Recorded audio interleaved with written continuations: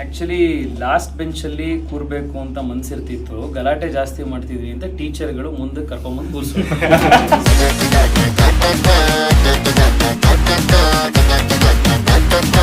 ಈಗ ತೇಜಸ್ವಿ ಸೂರ್ಯ ಸರ್ನ ಮೀಟ್ ಮಾಡಕ್ಕೆ ಹೋಗ್ತಾ ಇದ್ದೀವಿ. Back benchers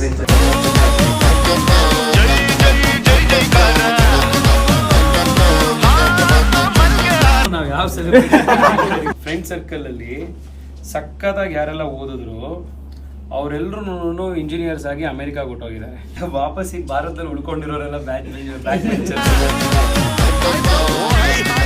from one back bencher to other back benchers. 19 July back benchers movie release ಆಗ್ತಾ ಇದೆ. And all the very best to team back benchers. ಆಗ college promotions ಎಲ್ಲ ಮುಗಿಸಿದ್ದೀವಿ, ಸೆಲೆಬ್ರಿಟೀಸು ಆಯಿತು, ತೇಜಸ್ವಿ ಸೂರ್ಯ ಅವ್ರದ್ದು ಆಯಿತು. ಇನ್ನು ಯಾವ ಪ್ರಮೋಷನ್ ಬಿಟ್ಟಿದ್ದೀವಿ?